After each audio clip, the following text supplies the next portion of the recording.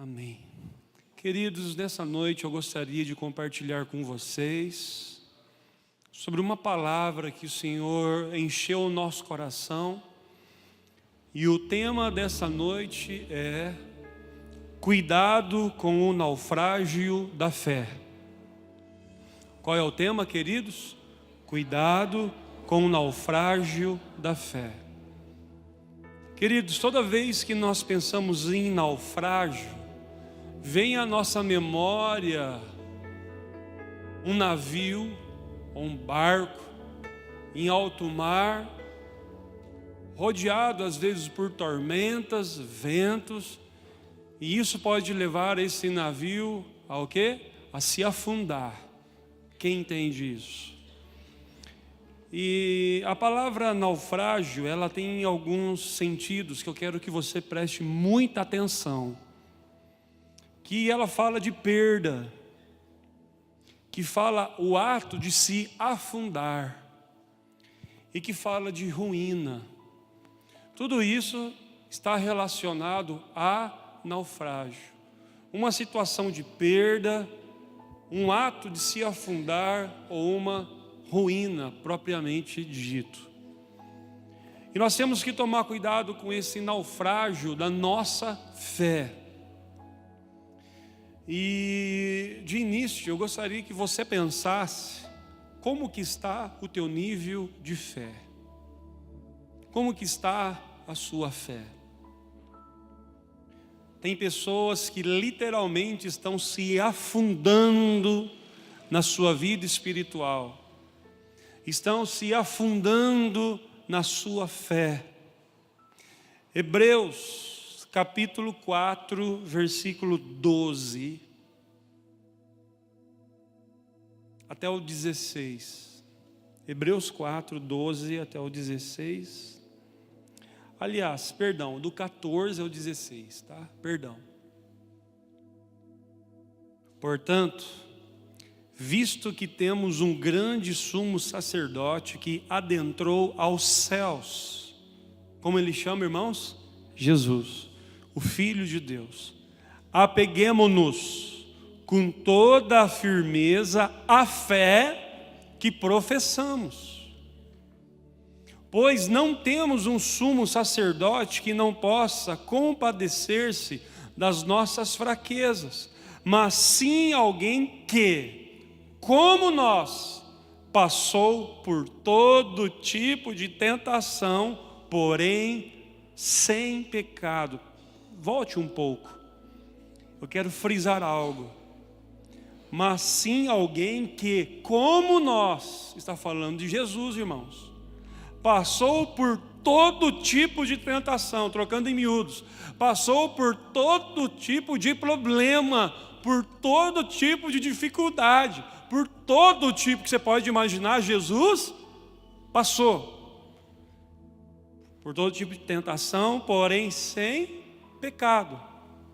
Assim, aproximemo-nos do trono da graça com toda a confiança, a fim de recebermos misericórdia e encontrarmos graça que nos ajude no momento da necessidade. Outras versões falam no momento oportuno. E nessa noite eu creio que você encontrou misericórdia. Amém, queridos? Queridos, mas que necessidade é essa? Que momento oportuno é esse? Que tipo de ajuda é essa? Será que são apenas as minhas bênçãos? Será que são apenas as minhas conquistas? Será que são apenas aquele pedido de oração ou aquela dificuldade financeira que eu tenho passado? Repete comigo. Não é esse o tipo de necessidade. Sabe, irmãos, eu coloquei aqui. Não se preocupe com coisas ou bênçãos momentâneas. Preocupe-se com coisas eternas. Muitas vezes, queridos, nós queremos viver as bênçãos momentâneas, né? E esquecemos das coisas eternas. Você sabia que lá em Eclesiastes, a palavra nos diz que o Senhor brotou, colocou no nosso coração o anseio pela eternidade, o desejo pela eternidade. Um grande pensador, Orígenes, nome dele, tá? Orígenes, no século III, ele fala, ele alega que ele não sabe quem é o autor, né, da carta aos Hebreus. A gente não pode afirmar quem escreveu essa carta. Orígenes, no século III, ele já falou isso. Só que essa carta, ela foi escrita aos judeus convertidos ao Senhor, que estavam vivendo debaixo de muita pressão, de muita dificuldade. Quem me entende, queridos? Essa é a certeza que nós temos, que é uma carta direcionada a um povo onde os mesmos estavam passando por muita pressão e por muita dificuldade. Olha só o que diz Hebreus capítulo 2, versículo 1. Nós iremos ler a Bíblia para entender sobre o naufrágio da fé.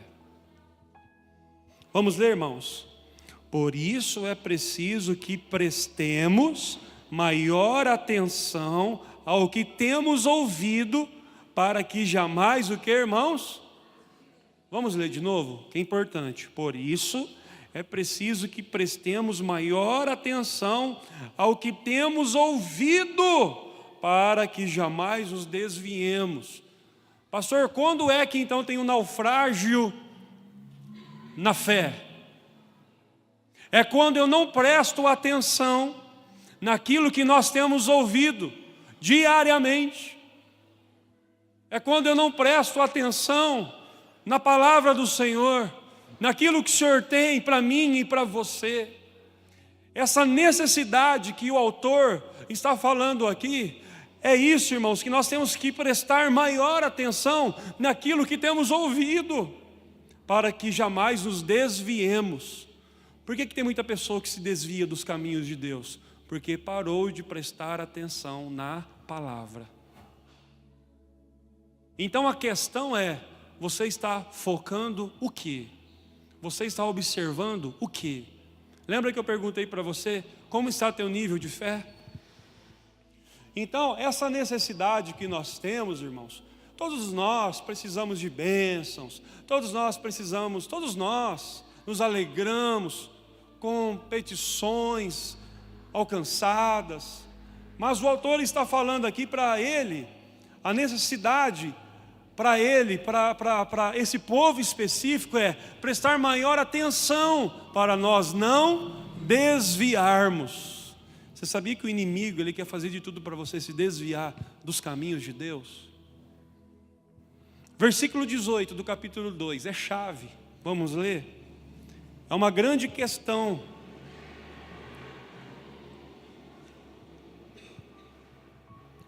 Capítulo 2, versículo 18. Vamos ler? Porque tendo em vista o que ele mesmo sofreu quando tentado, ele é capaz de socorrer aqueles que também estão sendo tentados. Aleluia.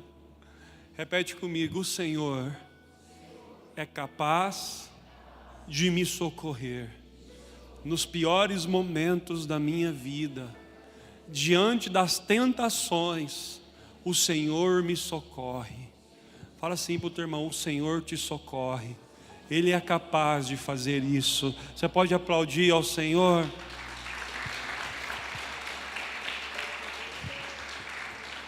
Irmãos, eu quero aqui frisar em algo. Não troque nada na vida. Não troque as coisas boas, entre aspas, pela vontade de Deus. Isso, irmãos, é um segredo que você tem que carregar, é um mistério que você tem que carregar enquanto você viver. Não troque as coisas boas desta vida, não, pela vontade de Deus.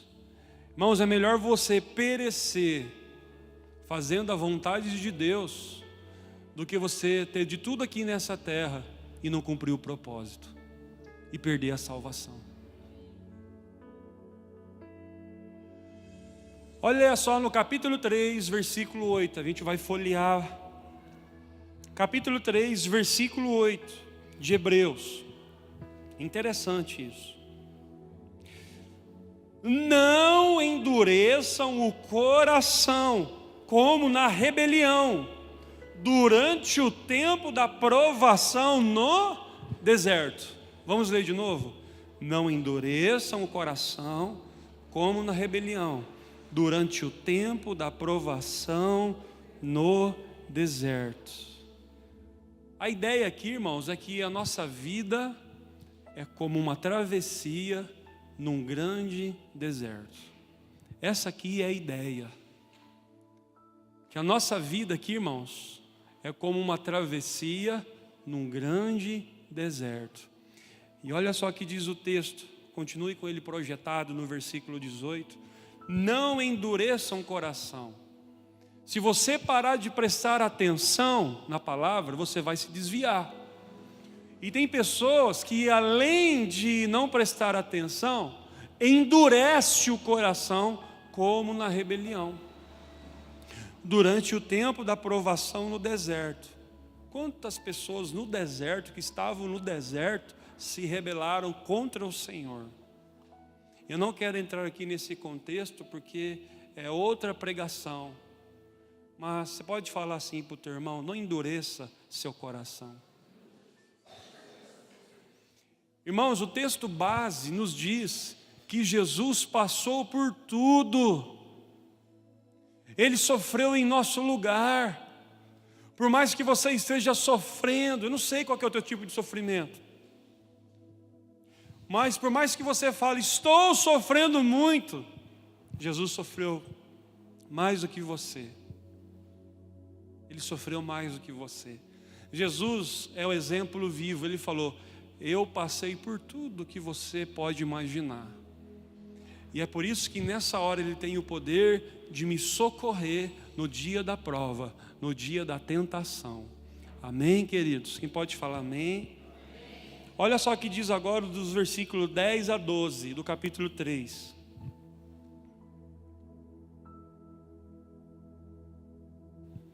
Por isso fiquei irado contra aquela geração e disse: o seu coração está sempre se desviando. Misericórdia, irmãos.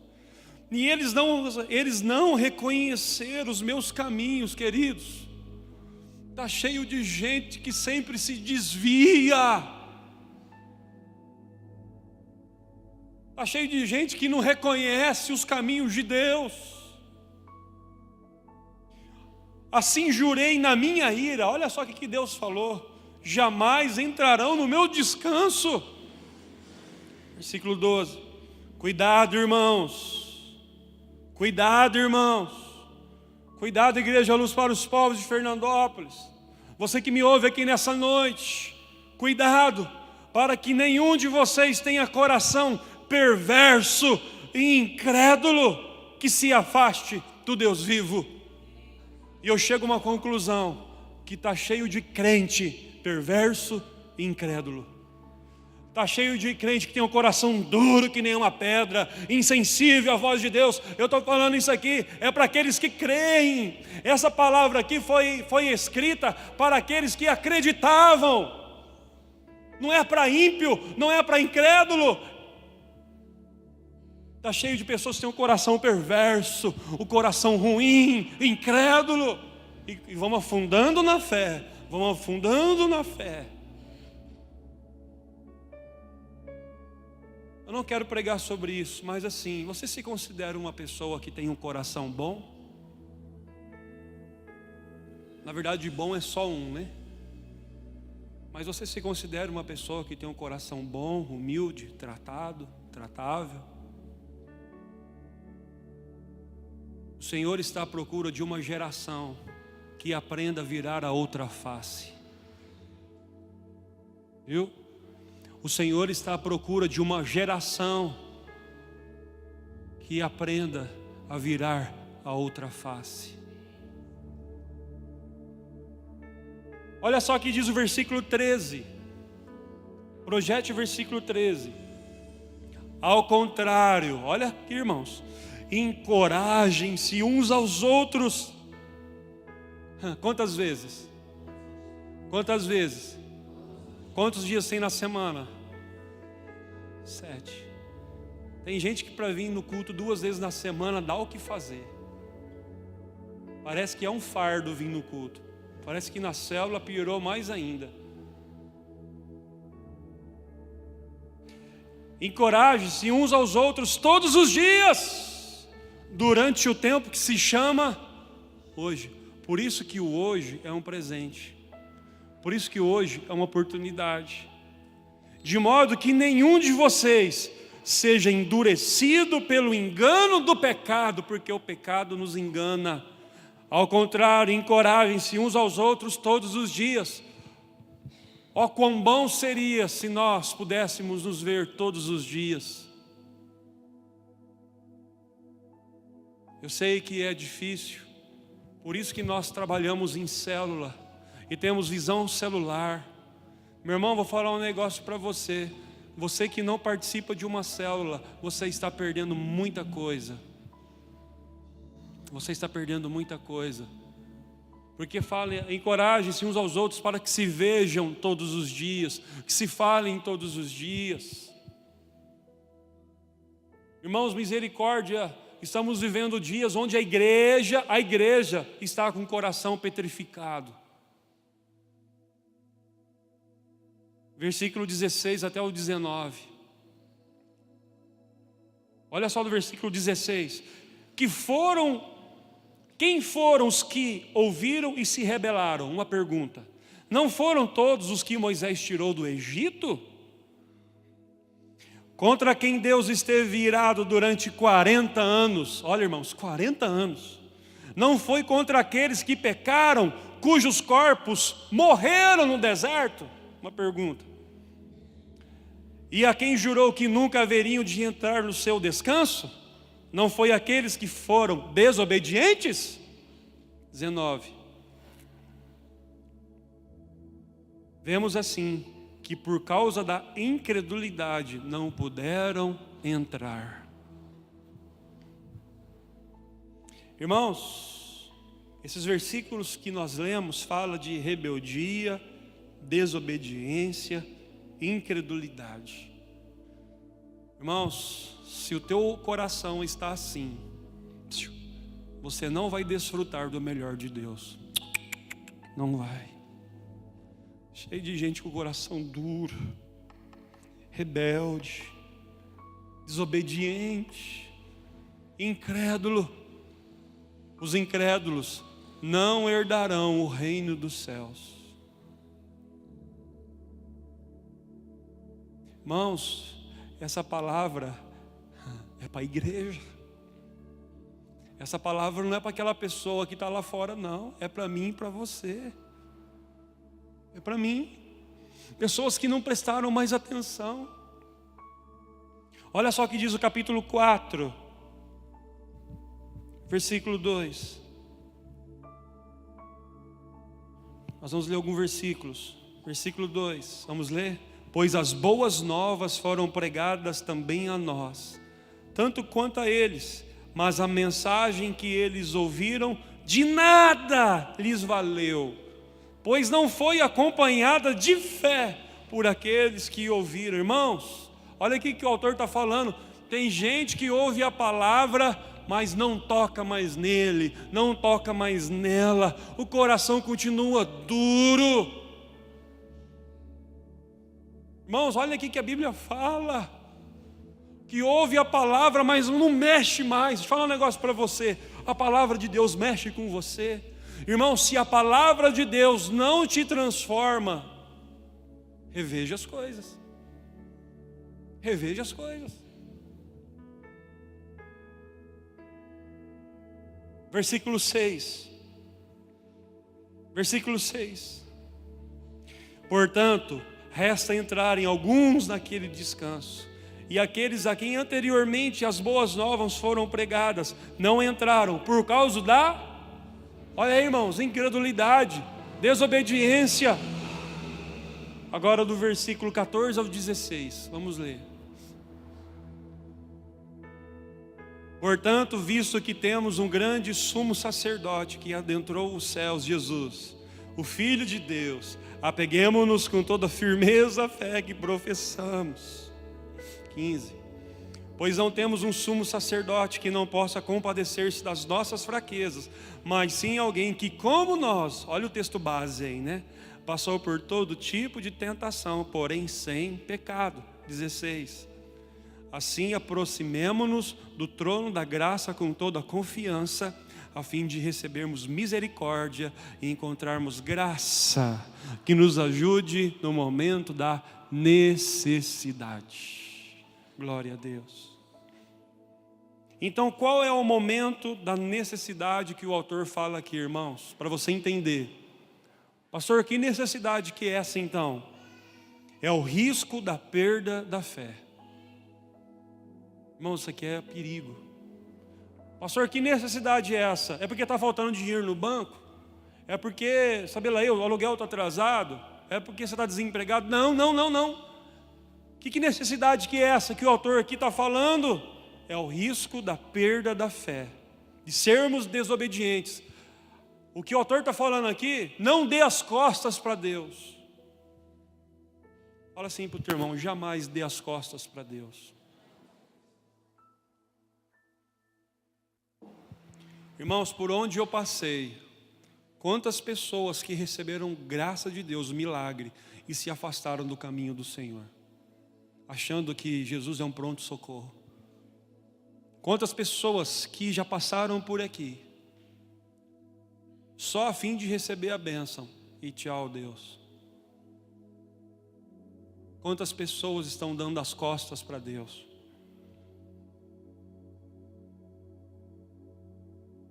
Cuidado com as suas expectativas, já falei muito sobre isso. Jamais deposite expectativas em Deus, onde Ele não atenderá. Sabe, irmãos, que nós estamos depositando tanta expectativa em Deus, onde Ele não vai me atender nisso. Já falei muito sobre isso aqui. O naufrágio da fé, olha aqui para mim, irmãos, nos leva à frieza, ao ceticismo espiritual. Está tudo bem. Esse é o perigo, irmãos, o naufrágio da fé é a frieza espiritual.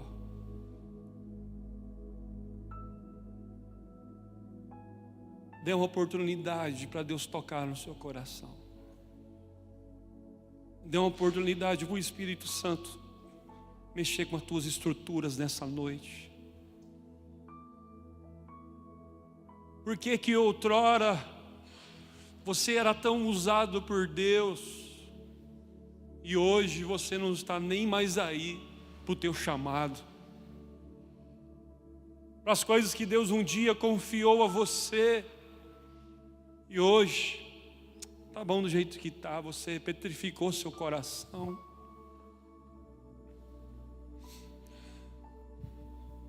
Oh Senhor, fala conosco. Jesus passou por tudo, passou pela solidão, passou pela multidão. Foi ou não foi, irmãos? Jesus passou pela solidão e passou pela multidão. Lá no Getsemane, eu não vou ler para ganhar tempo. Naquela angústia, ele se isolou e ele falou para os 3 companheiros, Pedro, Tiago e João: vamos lá, eu vou me adiantar um pouquinho de vocês, mas vigiem comigo. Irmãos, quando Jesus volta, eles não estavam vigiando com Jesus. Os três chegados, naquele momento ali, abandonou Jesus. Foi ou não foi? Jesus falou: vamos comigo e vigia comigo. Aí ele se afastou para orar. Isso fala de uma solidão, mas a verdade é uma solicitude, né? Ele e o Pai. Quando ele volta, Pedro, Tiago e João, cadê? Quem está entendendo, queridos? Sabe, irmãos, o que dói nessa vida é sabermos quantas pessoas estão sofrendo sozinhas. Eu não tenho uma bola de cristal, como chama o gênio da lâmpada, né? Eu não tenho isso, queridos. Mas quanta gente está sofrendo sozinho. Jesus não pôde contar com os 3 chegados. E quando Jesus foi orar, eles resolveram dormir. Entende, irmãos? Nós vamos orar daqui a pouco, mas por isso que a palavra tem que vir antes. Porque senão a gente orar por orar, irmãos, não adianta. Porque o que transforma é a palavra de Deus. Fala assim para o teu vizinho: não embarque no engano do seu coração. Mas fala com fé, fala: não embarque no engano do seu coração. Irmão, você sabia que Jesus quer trazer nós para a realidade? Fala assim: Jesus quer me trazer para a realidade. Mas você sabia que o diabo quer levar você para o mundo das fantasias? Por causa que você está embarcando no engano do seu coração.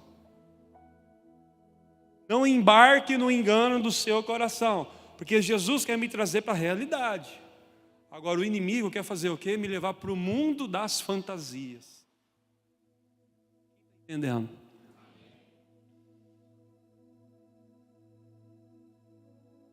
Marcos 8:32. Vamos lá, estou terminando, irmãos.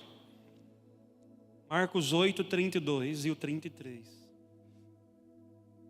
Quero ler isso com vocês. E falou claramente a esse respeito. Então Pedro, chamando-o à parte, estou falando de Pedrão, hein? Olha aí o discípulo de Jesus. Começou a repreender Jesus, irmãos. Você consegue entender Pedro repreendendo Jesus? Ai, meu Deus do céu. E aí? Jesus, porém, voltou-se, olhou para os seus discípulos e repreendeu Pedro, dizendo: para trás de mim, Satanás, você não pensa nas coisas de Deus, mas nas coisas de homens. Olha aí, irmãos. Pedro, imaginando assim: não, Jesus, mas você acha que isso vai acontecer com você? Mas você acha esse negócio de morrer, esse negócio que você é o pão vivo, que desceu do céu, esse negócio de martírio, esse negócio de cruz, o que é isso? Pedrão repreendeu ele, chamou a atenção de Jesus. Aí Jesus fala para ele: arreda, Satanás. Irmãos, misericórdia. Se eu fazer isso com algum de você, capaz que você nunca mais voltaria aqui para a igreja. Seja sincero. Jesus falou para Pedrão: arreda-te, Satanás. Se talvez eu falasse isso para você, talvez você nunca mais voltaria aqui. Mas sabe qual que é a diferença? Que Pedro tinha o coração em Jesus. Pedro aguentou a lambada. Aguentou. Pedro aguentou firme.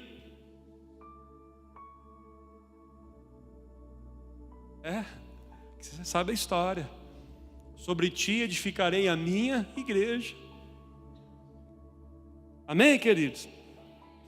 Salmo 55, versículo 12 a 14. Eu quero traçar um paralelo aqui. Salmo 55, 12 a 14. Olha aí. Olha só, irmãos. É forte isso, hein? Pedro repreendeu Jesus. Amém? Olha o que o salmista falou: se um inimigo me insultasse, eu poderia suportar. Se um adversário se levantasse contra mim, eu poderia defender-me. 13. Mas logo você, meu colega, meu companheiro, meu amigo chegado, você com quem eu partilhava agradável comunhão, enquanto íamos com a multidão festiva para a casa de Deus. É o 14. Bom, você entendeu o recado. O salmista fala: eu esperava isso de qualquer um, e poderia até lutar contra ele, mas o meu amigo chegado. E o texto base fala que Jesus passou por tudo isso. Irmãos, então você dá conta sim. Fala para o teu irmão, você dá conta do recado sim. Fala para o teu irmão, para de ser mole. Irmãos, Jesus, os três, não vigiou. Pedrão repreende ele. O salmista fala: se fosse qualquer um, mas você, meu colega. Então, Jesus falou assim: eu passei por tudo isso. A minha graça e a minha misericórdia te sustenta, te ajuda e te levanta.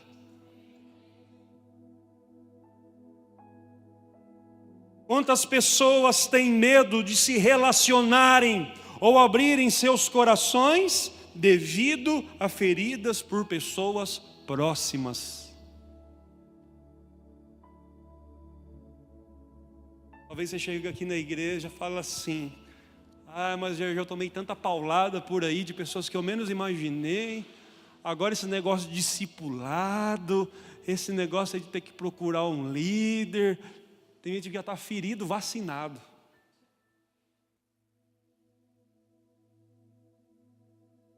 Queridos, Jesus passou por tudo isso. Irmãos, viva o novo de Deus. Sabe? Jesus passou por tudo. Amém? Então, mergulhe no rio de Deus.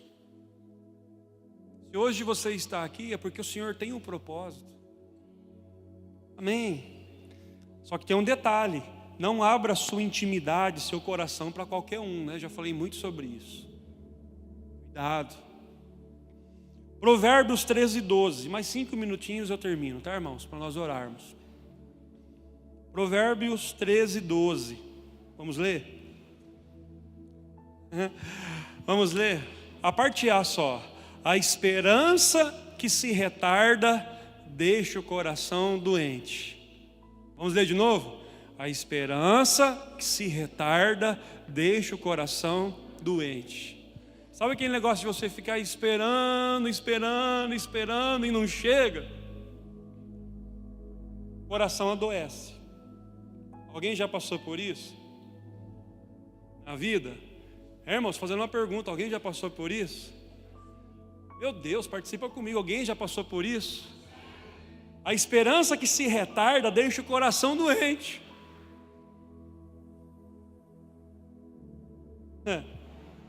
Repete comigo assim: todos, repete com fé, irmãos, todos precisam de enfrentar a fila da espera. Bate assim nas costas do seu irmão e fala assim: fica tranquilo, aguenta firme nessa fila aí. Queridos, Jesus passou por isso. Jesus, Ele é o maior exemplo. Aí, nesse momento da fila da espera, cuidado com a incredulidade e a impaciência. Fala pro teu irmão: você está na fila da espera?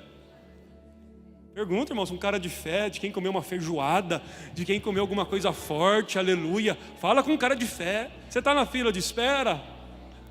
Agora fala assim para ele: cuidado com a impaciência e a incredulidade. Irmãos, Jesus passou por tudo isso. Temos que lidar com o irremediável, com o inevitável. Irmãos, temos que lidar com tudo isso. O inevitável chegará, o irremediável chegará. Temos que lidar. Mas Jesus já lidou. Irmãos, Jesus se fez homem. Tudo que você sentiu, Jesus sentiu. Jesus chorou. Irmãos, Jesus aqui, Ele era homem, 100% homem.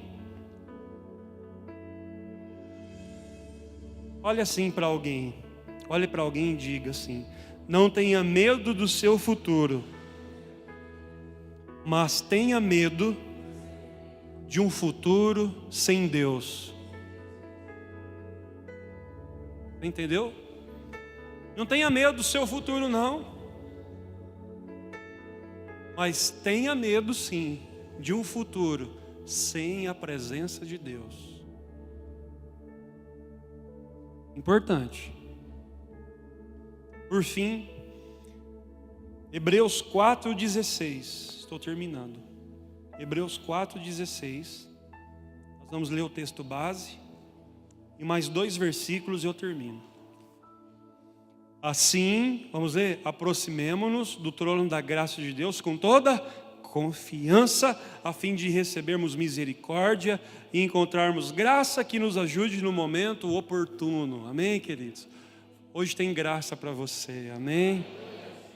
1 Timóteo 1, versículo 18 e 19. 1 Timóteo capítulo 1, versículo 18 e 19. Timóteo, palavras de Paulo, né? O paizão, né? Timóteo, meu filho, dou-lhe esta instrução, segundo as profecias já proferidas a seu respeito, para que, seguindo-as, você combata o bom combate. 19. Mantendo a fé e a boa consciência, que alguns rejeitaram e por isso naufragaram na fé. Outro motivo porque você afunda na fé. Olha aqui, mantendo a fé e a boa consciência que alguns rejeitaram. Não rejeite isso. Amém? Fala para o teu irmão, não rejeite isso. Por fim, Marcos 4:35. É um texto clássico, uma passagem clássica, onde Jesus acalma a tempestade, você já sabe, eu só quero ler um versículo. Marcos 4:35. Essa é a passagem onde Jesus acalma uma tempestade, só vou ler um verso. Naquele dia, ao anoitecer, disse Jesus aos seus discípulos: vamos para o outro lado. Aleluia. Fala assim para o teu irmão: vamos para o outro lado. Queridos, eu sei de uma coisa: se você entendeu o que você ouviu nessa noite, você vai passar por tudo isso que nós falamos, mas você chegará do outro lado. Amém? Você chegará do outro lado. Fala para o teu irmão com cara de fé: você chegará do outro lado. Irmão, sabe por quê? Porque Jesus assim, ó, Ele vai conosco, amém, queridos? Não tem problema. Eu estou contigo, eu vou contigo lado a lado. Chegaremos do lado de lá. Fala para o teu irmão: chegaremos do lado de lá, em nome de Jesus. Aplauda ao Senhor, aleluia, oh glória, Deus seja louvado, amém. Detalhe, eu só quero frisar a sua mente. Nós temos que nos encorajar todos os dias, viu? Então, sabe quem tem que ser o seu maior motivador? Começa em casa. O seu esposo e a sua esposa. Se o seu esposo te desencoraja, então, o maior motivador tem que estar onde, queridos? Dentro de casa. Você tem que ser o maior motivador. Os irmãos têm que ser motivadores. Sabe, é difícil a gente se ver. Irmãos, mas tem tantos meios hoje para a gente se falar, né? O WhatsApp, tantas coisas, né? Célula, amém? Vamos colocar isso em prática, amém? Deus te abençoe. Agora vamos colocar em pé, vamos orar.